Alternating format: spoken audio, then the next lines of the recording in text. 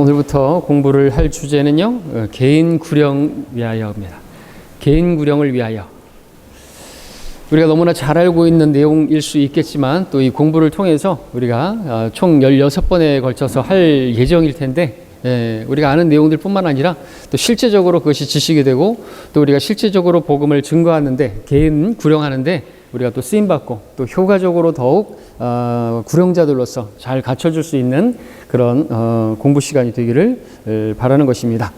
단지 지식적인 뿐만 아니라 또 실습을 위한 것이고 우리가 실제로 구령하러 나가는데 조금이나마 도움이 되는 그러한 부분이 되기를 바라서 어떤 도전적인 그러한 메시지나 예화나 이런 것들도 넣어서 함께 또 이런 시간을 갖기를 원합니다. 오늘은 서론입니다. 개인 구령에 앞서서 우리가 좀 생각해 봐야 될 부분이 있다라는 것이죠. 본격적인 그러한 지식을 들어가기 앞서서 복음 증거에서 복음 증거하는 일에서 가장 많이 인용되는 구절 가운데 하나는 이제 마태복음 28장의 마지막 말씀, 그 말씀과 더불어서 마가복음 16장 15절 말씀일 것입니다.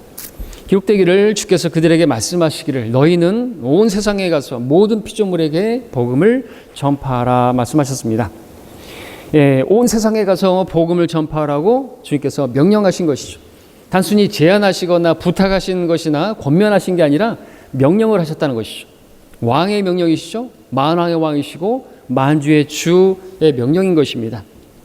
자, 그러한 왕권을 가지신 모든 이 세상의 왕들에 비할 수 없는 그러한 권위를 가지신 그 주님의 명령에 비해서 본다면 어떤 면에서는 이 명령이 가장 지켜지지 않는 명령이다라고 말할 수 있겠죠. 그렇죠?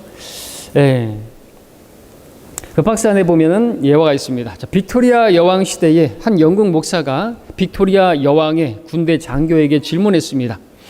만약 빅토리아 여왕이 어떤 내용을 담은 성명서를 영국 군대에게 맡긴다면, 그러면서 영국 여왕이 말하기를 너희는 온 세상에 가서 모든 피조물에게 이 성명서를 선포하라 명령한다면 그 성명서가 온 세상에 다 전파되어지는데 얼마 정도의 기간이 걸릴 것 같습니까? 라고 그 목사가 물어보니까 그 장교는 잠시 생각하더니 계산해 보더니 늦어도 18개월, 1년 반, 요즘으로 말하면 군대의 복무 기간이 되겠죠. 18개월.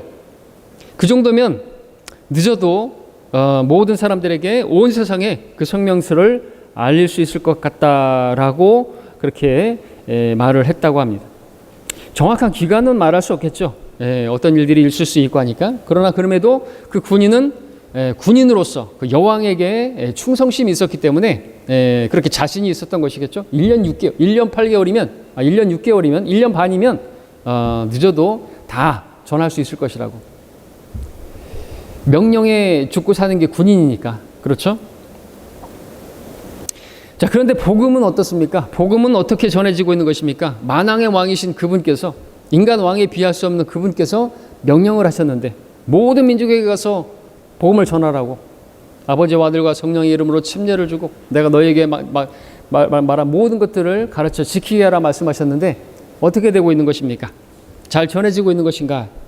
자, 일개 여왕의 명령도 충성스럽게 그렇게 따를진데 만왕의 왕이시고 만주의 주이신 예수님의 명령은 한 여왕의 명령에 비교했을 때 너무도 지켜지지 않는 것이 사실이죠. 그래서 아까 말씀드렸던 것처럼 어떤 면에 있어서 바로 예수님의 이 명령은 참 지켜지지 않고 있다라고, 어떤 명령보다도 지켜지지 않고 있다 말할 수 있겠죠. 왕권의 그 비중으로 따진다면 그렇겠죠. 가장 안 지켜지고 있는 것이다 라고 말할 수 있겠죠. 왜 이렇게 안 지켜지고 있는 것인가 아직? 왜 안 지켜지는 것이? 누군가가 또 이렇게 통계를 계산을 해봤다 그러죠. 예수님께서 말씀하신 이후로 그 12제자와 바울을 포함해서 그리고 70명의 또 제자들이 있었죠. 그래서 예수님의 이름을 대면은 마귀들도 쫓아가고 이런 것들을 했던 그 70명의 제자만 계산을 했을 때 그들이 사는 동안에, 평생 동안에 10년에 한 명씩만 복음을 전하고 그가 다른 사람을 자기처럼 구령할 수 있는 사람으로 양육을 했다라고 한다면, 그랬다고 한다면 10년에 한 명입니다. 10년에 한 명씩만 그렇게 있었다면 AD 300년이 지나기 전에 다 구원받았다는 거죠. 복음화되는 게 아니에요. 복음을 들어보지 못하는 그런 게 아니에요. 다 구원을 받았을 것이에요. 전 지구적으로. 근데 그 일을 하지 못한 거예요. 10년에 한 명을 구령하지 못한 거. 그러니까 구령해서 그 사람을 또 구령자로 만들지 못한 것이. 우리도 보십시오. 우리는 어떻습니까? 우리도 할 말이 없죠? 왜 복음이 전파되지? 왜 아직도 온 세상 사람들이, 어떤 사람들은 복음을 들어보지 못하는 것인가? 그리스도인들의 불순종 때문인 것이죠. 다른 이유가 아닙니다. 그래서 오늘 우리가 공부하는 이 주제는 매우 중요한 것이죠. 자, 구원받은 그리스도인에게 있어서 가장 중요한 것이 무엇인가라고 묻는다면, 중요한 것 가운데서 가장 중요한 것, 또는 가장 중요한 것들 가운데서 정말 중요한 것, 이렇게 표현할 수 있는 그 일이 무엇일까요? 그것은 바로 나를 구원하신 하나님께서 가장 기뻐하시는 일이 무엇인가를 알아서 그 일을 실행하는 일일 것입니다. 그렇죠? 바로 하나님께서 아들 하나님을 이 땅에 보내셔서, 아들 하나님께서는 주의 뜻을 행하려고 내가 왔나이다. 아버지의 뜻을 행하려고 왔나이다. 내 뜻대로 마옵시고 아버지 뜻대로 하옵소서. 그리고 십자가에서 다 이루었다. 아버지의 뜻을 이루신 것이죠. 그것이 성공입니다.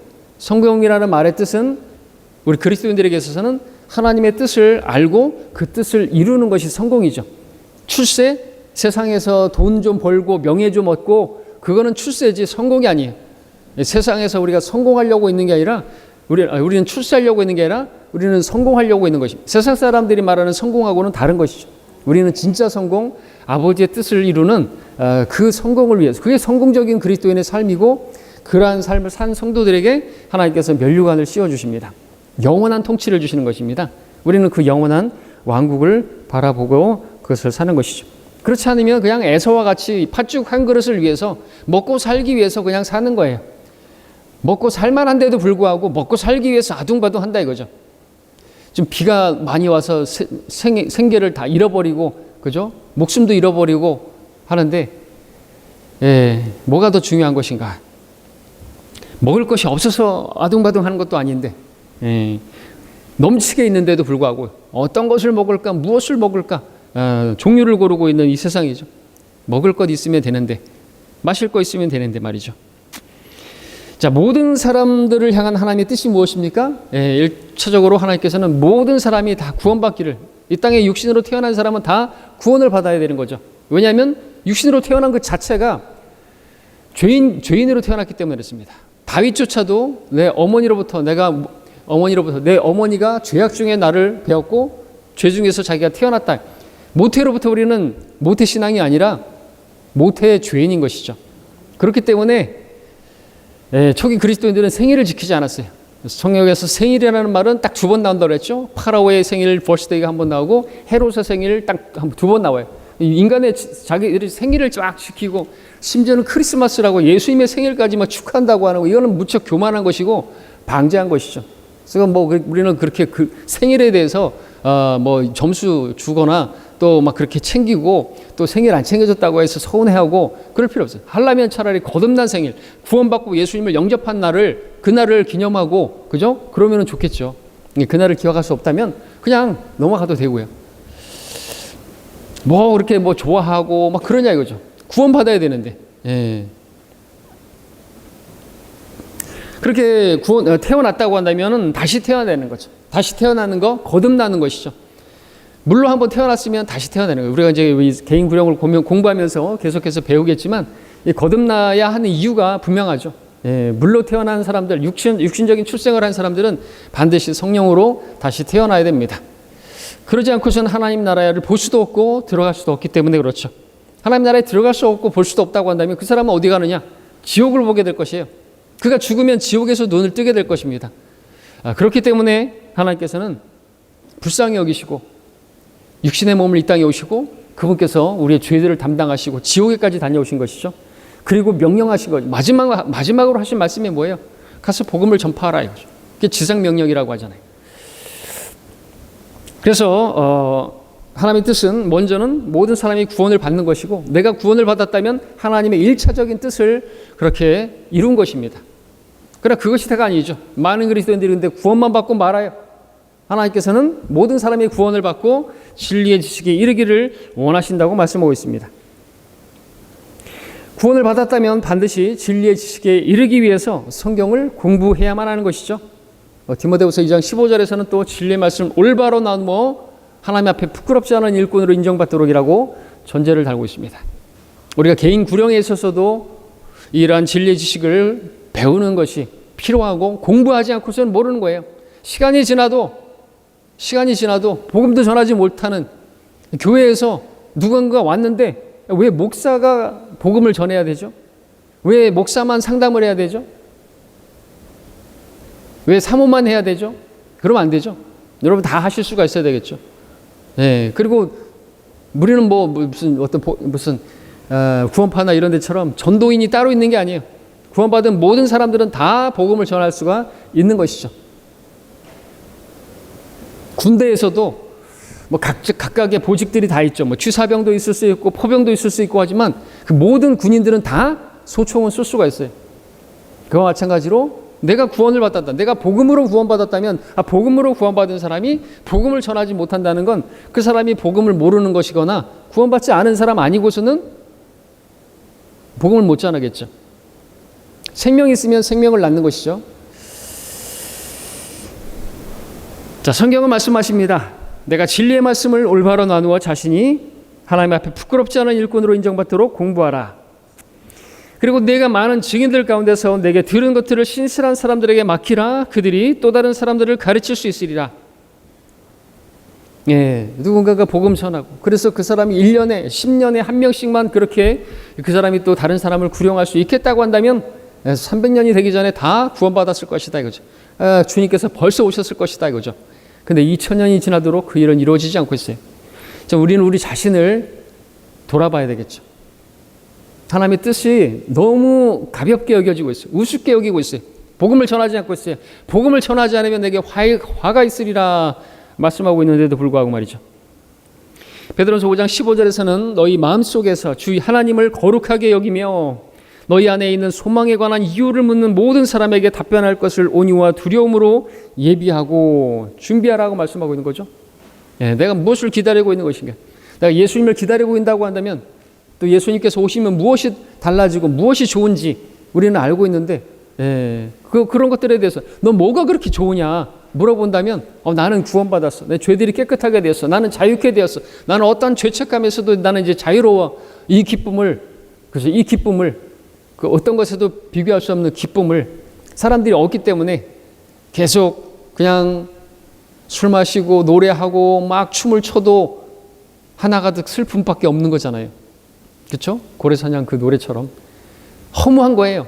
허망한 거예요. 아무리 즐기고 막 면회를 베풀어도 술잔을 기울이고 다음 날 보면 머리만 아프고 도대체 사는 게 무엇인지 하나님을 모르니까 예수님을 모르니까 자기가 누군지 어디서 와서 어디로 가는지 모르니까 답답한 것이죠. 죽음 뒤에 과연 어떻게 될 것인가? 죽을 뻔한 순간이 만나게 되면은 죄들이 왜 생각이 나는 것인지 왜 그런 안 좋은 기억, 더러운 기억들만이 스쳐 지나가는 것이 하나님 만날 준비를 하게 하시는 거잖아요. 정말 죽을 뻔한 경험을 그래서 해보는 경험도 필요한 것 같아요. 저는 그런 경험을 다른 사람들보다 좀 많이 했던 것 같아요. 장비 일하면서도 죽을 뻔한 일이 몇 번 있었고 그 순간순간 어떻게 그렇게 숙연해지는 것이죠. 그래서 뭐 그 가운데서 구원받지 못한 상태니까 인생이 뭐냐 이러다가 그냥 술 마시고 뭐 그러고 살았었더랬는데 누군가가 저에게 복음을 그때 전해준 것이죠. 그런 마음이 준비가 되니까. 그전에는 누가 전했어도 군대에 있을 때는 막 시판에다가 머리 처박게 만들면서 기도 그만하고 밥이나 먹으라고 그랬던 사람인데 자, 이것은 구원받은 그리스도인이 진리의 지식 안에서 자라가라고 하는 그 말씀에 순종하는 것입니다. 예, 준비해야 되겠죠. 우리가 구령자로서 준비해야 되겠죠. 진리의 지식에 이르러야 되겠죠. 자, 그런데 이 말씀들에 순종할 수 없는 사람들 있죠? 예, 그들은 누굽니까? 구원받지 못한 사람들입니다. 구원받지 못한 사람들은 구원의 복음도 못 전하고 진리의 지식에 이르기 전에 먼저 구원부터 받아야 되겠죠. 디모데후서 3장에 보면은 마지막 날들이 아주 어려운 때가 오리니 말씀하시면서 하나님을 사랑하지 않고 쾌락을 사랑하고 자기를 사랑하고 그러면서 그들이 항상 배우나 진리의 지식에는 이를 수 없다고 말하고 있는데 이유가 뭘까요? 그들이 그 진리에 관해서, 믿음에 관해서는 버림받은 자들이고 구원받은 자들이 아니기 때문에, 여러분 성경 공부 시간이 얼마나 많은지 몰라요. 많은 교회들에. 근데 항상 배워도 진리의 지식에 이를 수 없어요. 그들에게 가가지고 구원받았냐고 물어보면 거기에 대해서, 그 기초에 대해서 대답을 못해요. 구원의 확신이 있냐고, 오늘 죽어도 하늘 날아갈 수 있느냐고 물어본다면 대답을 못하고 이상한 소리를 하는 것을 우리가 보게 되죠. 태어나진 않은 아기는요, 어머니로부터 어떤 효도를 할 수가 없죠. 예, 우리가 태어났다면 우리는 자라나야 되죠. 자라나야 하는 이유는 이제 나를 태어나게 하신 분을 기쁘시게 해드려야 되니까. 부모의 은혜를 알면은 부모에게 효도를 해야죠. 그렇죠? 마찬가지입니다. 내 아버지 하나님께 또 나를 낳으시기 위해서 엄청나게 수고하신, 그 고난을 당하신 주 예수 그리스도, 그분에게 효도를 해야죠. 은혜를 아는 자로서. 예. 그러기 위해서 성장해야 되는 거죠. 진리의 지식으로 무장을 해야 하는 것입니다. 그냥 구원만 받고 있으면은 구원이 다가 아닌데, 구원만 받은 것에 만족한다면 교회 안에 그냥 기저귀 찬 아기들만 있으면 아무 일도 일어나지 않는 거죠. 하나님의 일은. 주님을 위해서 아무것도 못해요. 태안에서 아무리 애쓰고 노력한다 할지라도 그러면은 어머니 배만 아프게 하는 것일 뿐이죠. 우리나라 기독교 역사가 150년이 지나고 있는 시점인데 구원받지 못한 상태에서 교회를 다니는 소위 교인들이 너무나 많은 것이 사실이죠. 소위 기독교인, 소위 크리스찬, 소위 썬데이 크리스찬, 일요일만 교인이고 6일 동안은 그냥 세상 사람하고 별발 다른 법 없고, 소위 예수쟁이들, 열성은 있는 것 같은데 깡통이에요. 성도가 아니고 그리스도인이 아니고 십자가를 지고 복음을 증거하는, 또 하나님을 영과 진리로 경배하는 그러한 사람들이 아니라,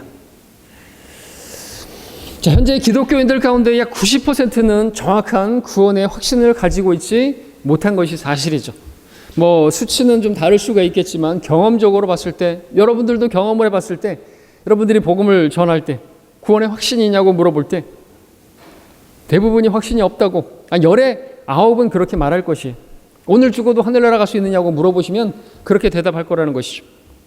물론 대다수의 그 교인들이 구원이라는 말을 모르지 않습니다. 영접이라는 말, 거듭남이라는 말, 죄사함이라든지 회개라든지 구원의 확신이라든지 이런 것들을, 그 용어를 모르진 않아요. 그 말이 의미하는 바에 부합한 영적인 상태에 있지는 못하는 것이 문제죠. 그것이 무엇인지, 그런 용어는 아는데, 거듭남이라는 용어도 아는데 뭐가 거듭나는지도 모르잖아요. 영이 거듭나는 것인데 다시 새롭게 태어나는 것은 삶이 달라졌으니까 저 성도는 거듭난 것 같다고. 저 사람의 행위를 보니까, 행위를 가지고 우리의 구원을 판단할 문제는 아니잖아요. 물론 구원받은 사람에게서 어떤 행위가 열매로 맺혀지는 건 사실이지만 행위로서 구원을 점검하고 그 구원을 판단한다면 행위 구원을 가르치는 것이니까 조심해야 되겠죠. 어쨌든 용어는 아는데 그들의 영적인 상태가 그 상태에 있지 못하기 때문인지 이상한 말들을 하는 것을 보게 됩니다. 왜 많은 사람들이 교회에 다니다가 결국에는 교회 놀이만 하다가 지옥에 가는 것인가? 우린 주위에서 언제 구원받으셨어요? 구원받으셨습니까? 라고 물어본다면 그 질문에 이 박스에 있는 내용과 같은 답변들을 자주 듣게 되겠죠? 저도 교회 다녀요. 저 세례 받았는데요. 아직 교회 다닌 지 얼마 안 돼갖고 좀 더 다니다 보면 이제 알겠죠. 전에는 교회 자주 못 나갔는데요. 작년부터는요, 열심히 다니고 있습니다. 이게 무슨 뜻이에요? 자기가 하나님의 자녀이기 때문에 이와 같은 열매가 맺혀지고 있고, 이런 하나님께서 나를 부르시는 하나님의 자녀됨의 증거다라는 걸 얘기하는 것이겠죠? 전혀 아니죠. 글쎄요, 확실히 모르겠어요. 어떤 때는 구원받은 것 같고, 어떤 때는 하나님의 자녀 같고, 어떤 때는 마귀 자녀 같아요. 그동안은 새벽 제단을 쌓지 못했는데 얼마 전부터는 새벽 기도를 하던 중에 마음도 평안해요. 전에 기도원에서 금식 기도하는데요, 하나님의 음성을 들었어요. 너는 내 아들이라, 너는 내 딸이라. 제가 환상을 봤는데요, 하나님께서 정말 빛 가운데서 어쩌고 저쩌고. 구원 받으셨어요? 그런 질문 함부로 하지 마세요. 구원파라고 의심받아요. 조심해서 물어보세요. 구원 받으셨습니까? 난 목사요. 구원 받으셨습니까? 나는 장로요. 구원 받으셨습니까? 아, 저는 어느 교회 집사입니다. 안수 집사입니다. 저는 권사입니다. 아이고, 저는 구원 받으셨습니까? 아이고, 나는 구원 받은 것뿐만 아니라 성령도 받았어요. 나는 저기 오찰리 기도원의 기도 원장이야. 이런 헛소리들을 하는 것이죠. 실제로 우리 충장로에서 만났던 어떤 여자가 자기는 기도 원장이라고. 그때 어떤 자매님이 구원 받으셨냐고 물어보니까 구원은 기본이고 나는 성령도 받았다. 이 사람은 구원을 받을 때 성령 받는 것을 모르는 것이죠. 구원 받은 사람이 나중에 어떤 체험을 해갖고 성령을 받으면 은사를 따로 받고 은사를 받았기 때문에 방언의 은사도 받고 자기는 또 치유의 기적 은사도 받아가지고 자기가 치유를 하는 그런 영적 수준이 이만큼 일반 소위 평신도와는 다른 그런 레벨이 다른 그런 자기라고 떠벌리는 것인데 구원받는 거하고 성령 받는 건 동시에 이루어지는 거죠. 구원받는 건 내 혼이 구원받는 것이고 구원받을 때 38가지가 변화가 있는데 최소 그 가운데서 바로 성령의 전이 되고 성령께서 내주하시고 성령의 은사를 받게 되고 최소한 한 가지 그렇죠. 아무튼 이렇게 우리가 복음을 전하는 상황에서 구원받았냐고 물어본다면 이와 같은 말들을 하는 사람들은 아주 위험한 사람들이고 이 사람들은 구원받지 못했기 때문에 이와 같은 오답을 내는 것이죠. 그럼 우리가 가끔 가다가 구원 받으셨습니까? 라고 하면 구원 받았습니다. 어떻게 구원 받았습니까? 라고 물어보면은 그거를 꼭 말해야 돼요. 언제 구원 받았어요? 라고 물어보면 그 날과 시간을 꼭 말해야 돼요. 이렇게 말하는 사람들은 구원받지 못했을 가능성이 많지만 저는 구원 받았습니다. 기쁘게 저는 언제 누군가가 저에게 복음을 전해줬습니다. 그 복음은 바로 제가 죄인이라는 것을 알게 했고 내가 죽어 지옥 갈 수밖에 없는 죄인인데 나 같은 죄인을 구원하시려고 하나님의 아들께서 이 땅에 오셨고 나를 위해서 십자가에서 그렇게 피 흘리시고 그 피 흘림이 없이는 죄사함이 없기에 그 피 흘리셔서 내 모든 죄들을 깨끗하게 하셨다는 사실을 이 기쁜 소식을 듣고 제가 그걸 믿어서 구원을 받았습니다. 이렇게 말하는 사람들이 있는 것이죠. 정확한 복음을 알고 간증하는 사람들을 만나게 되는 것입니다. 그런 사람들을 만나면 우리도 막 기쁘죠. 제가 언젠가는 어떤 분에게 복음을 전하는데 오히려 이렇게 복음 전하는 것을 아주 싫어하면서 그런 식으로 복음 전하니까 기독교가 욕을 먹는 것이다 라고 말을 하죠. 그래서 제가 말을 했죠. 이것은 하나님께서 참으로 기뻐하시는 일이고 복음 전파의 어리석음으로 이렇게 복음 전하는 것이 어리석어 보일지 모르겠지만 복음 자체도 예수님이 십자가에서 죽으신 것이 우리를 구원하시기 위함이었고 한 죄의 수로서 달리신 그분이 우리의 죄 때문에 우리를 구원하기 위해서 죽으셨다는 그 자체도 그 복음 자체도 어리석지만 복음을 전하는 이러한 방식은 사도시대부터 지금까지 계속해서 믿음의 사람들이 해왔던 방식이고 하나님께서도 이 복음 전파가 어리석다는 걸 아신다 이거죠. 하나님께서 복음 전파의 어리석음으로 믿는 자들을 구원하시기를 기뻐하셨다면 어찌하겠느냐고. 그것이 하나님의 지혜라고 한다면 이것이 하나님의 능력이 되는 것이라면 우리가 입을 열어 복음을 증거해야 되고 아주머니께서 정말로 구원받으신 분이라면 제가 이렇게 복음을 전하는 그 자체를 싫어하지 않을 것이고 기뻐할 것이고 오히려 저에게 냉수 한 잔이라도 주실 거라고 그런 말을 했더니 무척 고무가 되시면서 전도지를 달라고 하고 그렇게 갔던 거 기억이 납니다. 자기를 돌아보게 생각해 봐야 되겠죠. 왜 그걸 싫어하는 것이냐 이거죠. 구원받지 않았으니까 복음 전하는 것 자체를 하나님 영광을 가린다는 둥 그따위 소리를 하는 것이죠. 어떻게 그럼 하나님 영광을 드러낼 것인데 이것이 하나님의 기뻐하시는 것인데 알아요. 우리도 어리석다 이거죠.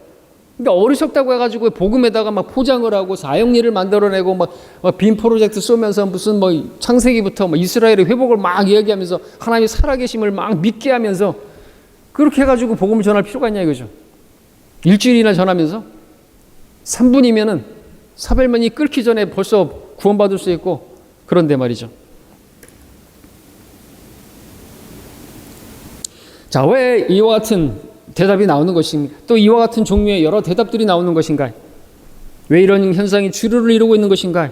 오랜 기간 교회 생활에 정진할 사람들의 입에서 나오는 말치고는 너무나 무색한 것이죠. 이유가 무엇입니까? 무지하기 때문에 그래요. 무지하기 때문에. 호세아 4장 1절 6절에서 그들의 무지가 그들의 지식이 부족함으로 망하는 거죠. 지식이 없진 않아요. 부족한 게 문제죠. 성경을 공부하지 않는 게 문제가 아니에요. 올바로 나누어서 공부하지 않는 게 문제죠. 구원받았다면 간증할 수 있어야 되죠. 계시록 19장 10절에 보면 예수의 증거가 예언의 영임이라 그랬습니다. 갤러크만 주석서에서 잘 나와 있지만은 예수님의 증거를 가진 사람들은 예언의 영이 있는 거예요. 그러니까 내가 어떻게 될지, 내가 앞으로 어떻게 될지 우리는 말할 수가 있는 거죠. 우리가 구원받은 사람들은 내가 하늘나라 갈 수 있다라고 말할 수 있어요. 앞으로 내가 어떻게 될지를 말할 수 있어요. 예수의 증거는 예언의 영이니까. 근데 그렇게 되기를 바래요. 하늘나라 가기를 바래요. 나는 구원받기를 바래요. 아직 예수의 증거가 없는 거죠. 예수의 증거는 예언의 영인데 예수의 증거가 있다면 예언의 영이 있어서 나는 어디로 갈 것입니다. 나는 구원받은 확신이 있습니다. 나는 하늘나라 갈 것입니다. 난 하나님 만날 겁니다. 말할 수가 있다는 겁니다. 우리는 다 그렇게 예언할 수 있는 선지자적인 그런 사람이 된 것이죠. 자, 또한 마땅히 그리스도의 복음을 성경대로 전파해야 할 그리스도인들이 구원의 정확한 그 복음의 말씀을 전파하지 못했기 때문에, 안 왔기 때문에 그런 것이죠. 그래서 그런 사람들이 있는 것이죠. 우리 책임이 큰 것이죠. 우리들이 많이 맡은 자에게서, 많이 가진 자에게서 많은 것을 요구하시는 분이신데, 우리가 이렇게 순수한 복음을 알고 진리의 지식을 알고도 우리가 그냥 우리만 알고 입을 닫고 있으면은 우리가 참 큰 죄인이 아닐 수가 없습니다. 큰 죄인이죠. 우리는 복음을 전하지 않은 것에 대해서, 내가 복음을 전할 수 있는데 전하지 않은 것에 대해서 그런 일이 있다면 그 부분이 자백해야 되는 것이죠. 단지 성경에 있는 용어들을 사용하기는 하지만 그 의미를 정확히 알지 못하는, 그리고 자격 없는 사람들이 또 하나님의 일을 수행한다고 했기 때문에 지금 이 나라가 진리에 불모지고 복음화되지 못하고 있고 구원받지 못한 지옥의 대기자들로 교회만 다니는 사람들이 너무나 많은 것이 사실인 것이죠.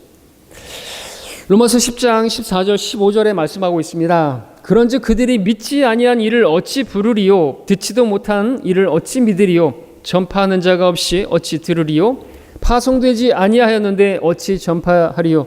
기록된 바와 같이 화평의 복음을 전하는 자들의 발과 좋은 일들의 기쁜 소식을 전하는 자들의 발이 얼마나 아름다운가 라고 하였느니라 그랬습니다. 얼마나 아름답겠어요. 우리는 전에는 죄악으로 달려가는데 빠른 발을 가지고 있어요. 육신을 위해서 계획하는 데 있어서는 아주 지혜롭고 명철하고 아주 현명했습니다. 근데 지금도 그러면 안 되겠죠. 여전히 육신을 위해서 달려가는 발은 빠르고 멀리까지 놀러가고 막 용평 스키장까지 막 겨울에 늘 말했던 것처럼 체인까지 쳐가면서 그렇게 스키 타러 가고 무슨 도박을 하러 정선까지 가고, 그런 데는 막 초자연적인 힘이, 능력이 임하는 거죠. 성령의 능력이 필요 없어요. 우리 성령의 능력으로다가 그죠? 복음을 전하는데,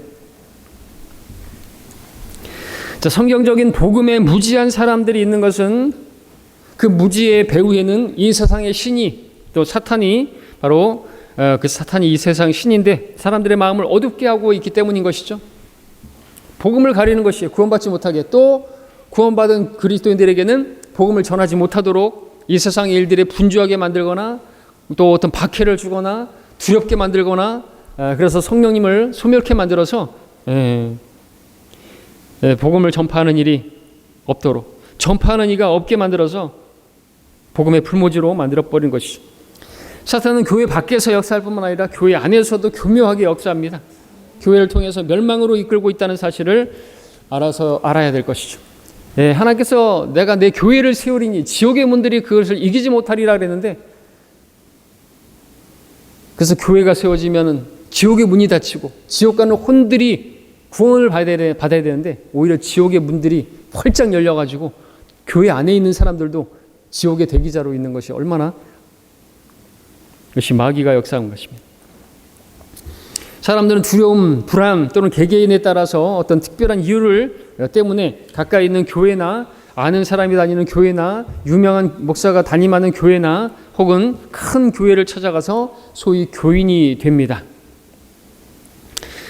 자, 이렇게 처음에 교회에 나가게 된 한 사람, 교회 생활 어떠한가? 근데 이제 교회에 나가서 등록을 합니다. 등록을 하라니까. 그리고 이제 새신자반에 가서 기초 공부를 해야 된다고 합니다. 그리고 주일 성수하라고 하니까 주일 성수를 하려고 노력합니다. 얼마 되지 않아서 이제 주기도문도 하고요. 사도신경도 외우고요. 이것은 우리가 할 게 아니죠. 자, 모르던 찬송가도 부르게 되고 서투르지만 이제 기도도 떠듬떠듬 하게 됩니다. 몇 돌 정도 지나고 나니까 학습을 받고 세례도 받게 됩니다. 그렇게 신앙생활을, 교회 생활을 하면서 설교 중에 들려오는 성경책의 이름을 구약에 있는 성경인지 신약에 있는 성경인지를 이제 나름 구분할 수가 있습니다. 그렇게 1년 정도 지난 후에는 집사도 됩니다. 그리고는 이제 우리가 언제 구원을 받으셨어요? 라는 질문을 하게 되면 엉뚱한 대답이 나옵니다. 저는 집사입니다. 장로입니다. 심지어는 목사예요. 감히 나한테 그런 질문을.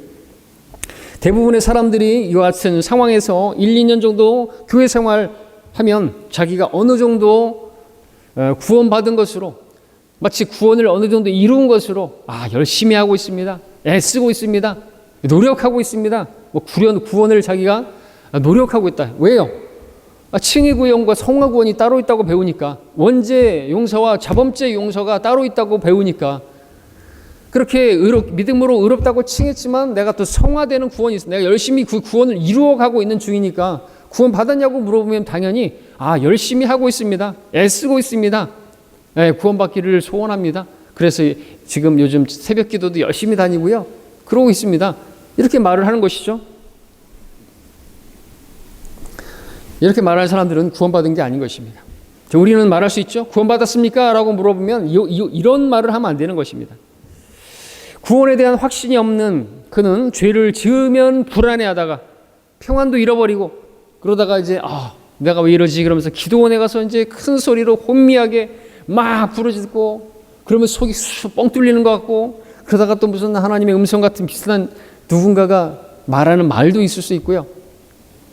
하여튼 기도원은 아주 마귀의 소굴이에요. 거기서 어떤 사람들이 지나가면서 당신은 주의 종이 되시게 이렇게 말하는 사람들이 어느 기도원이나 있다는 얘기를 들었는데, 그런 사람들이 그런 음성을 초면에 듣도 보도 못한 사람이 주의 종이 되시게 라고 말하는 그걸 하나님의 그 음성으로 들었고, 하나님께서 다에게 목사로 해서 소명을 주셨다고 그걸 하고 그런 사람들이 있고, 또는 무슨 그렇게 금식을 했으니까 헛게 보이죠.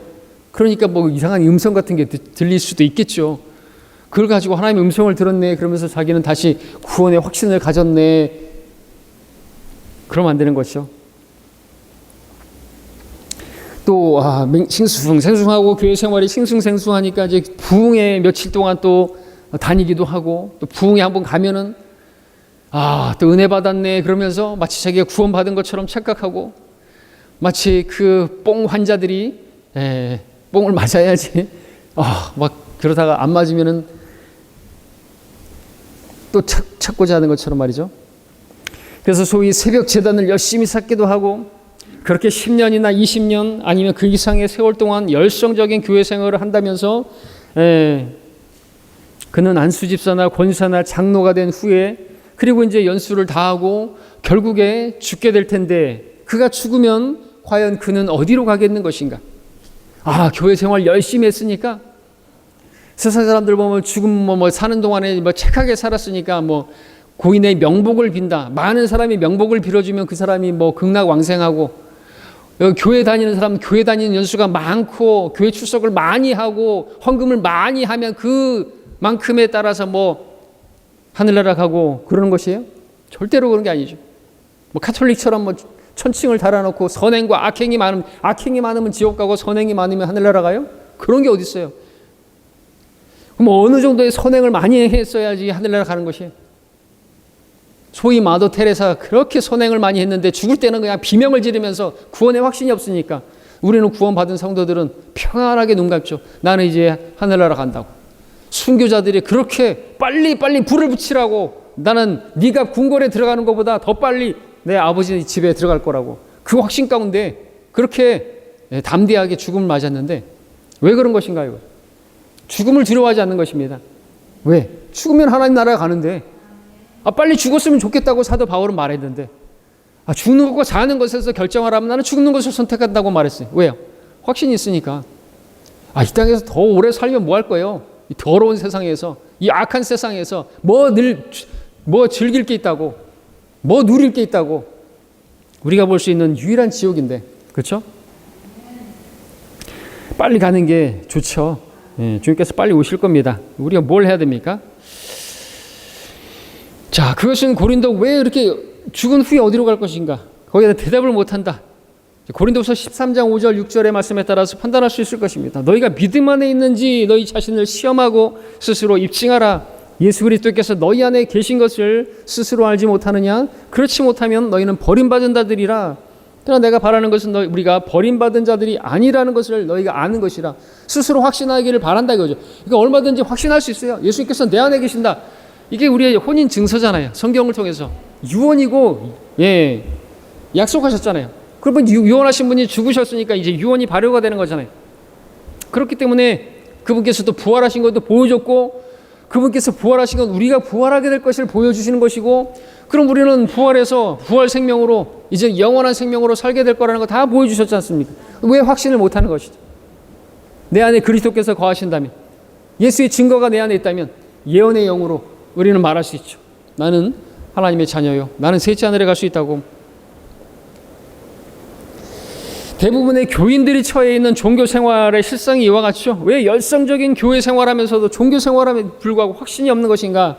그 이유는 정확한 그리스도의 복음을 듣지 못했으며 구원의 영원한 보장이 어떤 것인가를 배운 적이 없기 때문이겠죠. 그들에 대해서 로마서 10장 2절이 정확하죠. 하나님께 대한 열성은 있어요. 우리나라 대한민국 기독교인들 열성 하나는 끝내주잖아요. 우리나라 중에서도 그 가운데서 이 전라도는 더 끝내줘요. 열성은. 이단의 대장들도 보면 다 전라도 출신이 많아요. 저 누구예요? 무안 출신 이재롱 목사부터 시작해서, 뭐 경상도도 없지 않죠. 저기 하여튼 그런데 하여튼 근데 열정이잖아요. 열정은 전라도하고 경상도는 딱 뭔가를 하면은 열정이잖아요. 열성은 있는데 지식이 없으니까 막 그냥 믿습니다 하면서 되게 믿음이 좋은 것 같은데 깡통. 구원 받았어요? 물어보면 이제 집사입니다. 구원 받으셨습니까? 오늘 죽어도 하늘나라 갈 수 있어요? 글쎄요. 이게 뭐 하는 짓이에요, 이게? 장로라면서. 그런 사람들이 널려 있는 것입니다. 불쌍한 사람들이죠. 자, 성경대로 믿는 그리스도인들은 이러한 우리나라의 현실을 바로 알고 있을 것입니다. 우리는 무엇을 해야 됩니까? 이런 현실에서. 이 세상 신 마귀가 구축해 놓은 여러 종류의 연막과 갖가지 속임수와 거짓 가르침들을 그 가르침들을 하나의 말씀으로 굴복시키고 그리스도의 복음으로 정확하게 성경대로 복음을 전파해야 되는 것이죠. 우리는 구령을 해야 하는 것입니다. 그리스도인이면 누구나 구령자로서 자신의 역할을 감당해야 되는 것이죠. 자, 로마서 1장 16절에서 말합니다. 내가 그리스도의 복음을 부끄러워하지 아니하노니 이는 이 복음이 믿는 모든 사람을 구원에 이르게 하는 하나님의 능력이 됨이라. 첫째는 유대인에게요 또한 헬레인에게로다. 부끄러워할 게 아니라는 거죠. 왜? 이 복음을 통해서 우리가 볼 때 어리석어 보인다 할지라도 이걸 통해서 구원을 받는 것, 하나님께서 그걸 그렇게 해서 구원의 복음이 전파되어지기를 바라시고, 어떤 방법으로 전하죠? 우리가 입을 열어서 예수님을 전하지 않는 방법이 아님. 문서 선교 좋죠.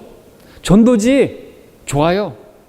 구원받을 수 있죠. 근데 하나님께서는 우리가 다 그리스도의 편지가 되기를 바라시는 거죠. 그래서 우리가 또 거룩한 행실로 저 사람을 보니까 정말 하나님 살아계신 것 같다. 그리스도의 생명이 드러나는 삶을 보고 그 사람이 또 이제 구령자가 될 수 있고, 하나님께서 그것을 원하시잖아요. 단지 그 사람이 전도지를 통해서 구원받는 것만 끝나는 게 아니라 그 사람이 또 구령자가 될 수 있으라고 한다면, 우리 교회 성도들 한 사람 한 사람이 그리스도의 군사로서 또 그리스도의 편지로서 사람들을 주님께로 이끌고 구원으로만이 아니라 그렇게 이끌기를 바라시는 것이죠. 우리나라의 현실에서 우리는 어떻게 복음을 전해야 되는 것인가? 어떻게 구령해야 되는 것인가? 자, 이미 많은 그리스도인들이 구령과 전도에 자신을 드리고 있습니다. 우리 나중에 보겠지만 구령과 전도는 달라요. 복음 전도, 복음 전파할 때 우리가 이제 이렇게 쓰지만 일반적으로 전도 그러면은 교회로 사람들을 데리고 오는 것이죠.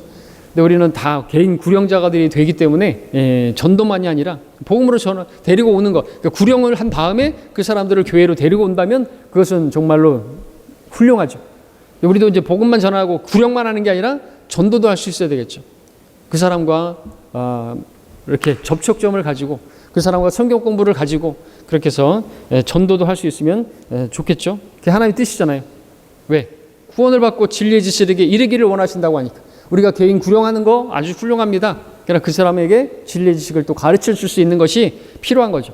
그럼 그 사람에게 진리의 지식이 들어가게 되면 그 사람도 이제 주님을 경배하고 싶어 할 것이고 열매가 나타나겠지 않습니까? 자, 그러나 우리가 하나님의 말씀을 읽고 공부함으로써 알 수 있듯이 신실한 구령자가 되고 효과적인 구령자가 되기 위해서는 우리가 성경을 공부해야 할 내용들이 있습니다. 이제 앞으로 우리가 구령 앞서 이제 그러한 지식에 앞서 이제 구령자들이 알아야 할 영적 세계에 대해서 성경적 사실을 공부할 것이고요. 공부를 통해서 실질적인 영적 전쟁의 실상을 알 것이고 또 우리의 적이 누구이고 무엇을 공략해야 할 것인가를 성경적 지식을 배우게 될 것이고 또 그 사실을 공부한 후에 구령이라는 말의 뜻이 무엇인지 지금까지 우리나라에서는 그냥 소위 전도라고 말하지만 구령이 뭐죠? 사실 원래는 구혼이 맞는데 구혼하러 간다 그러면 뭐 프로포즈하러 간다로 말로 인식할 수 있으니까 영주군요. 영이 죽은 자들 구원한다. 원래는 혼을 구원하는 것이고 영은 거듭나게 하는 것이지만 그렇게 용어화됐기 때문에 우리가 구령이라는 말을 쓰고 있고요. 어떻게 다른가 배우고 그 뒤에는 구령자를 위한 실질적인 지침을 배울 것이고요. 거리와 가정과 직장에서 구령의 현장에서 실전에서 사용되는 유용한 전술들을 공부할 것입니다. 총 12번에 걸쳐서 구령자의 메시지나 대적자인 사탄과 전략, 효과적인 공격 방법을 배우게 될 것이죠. 구원받은 그리스도인이라면 또 구령하고자 하는 그리스도인이라면 반드시 알아야 할 내용들입니다. 성도들 중에서는 지금도 열심히 구령하는 지체들이 있습니다. 그러나 이번 기회에 구령하고자 하는 마음은 있지만 자신이 없고 담대함이 없고 성경적 지식이 부족한 성도들이라면 공부를 통해서 더 정확하게 또 그래서 효과적인 구령자로서 열매 맺는 그러한 성도가 되기를 바랍니다. 이 성경 공부가요. 자, 반드시 기도하고 또 복습을 통해서 또 우리가 실제 실습을 통해서 그렇게 이것이 실제적인 내 지식이 되고 또 주님께 쓰임받는 우리 각 사람이 되기를 바랍니다. 마치겠습니다.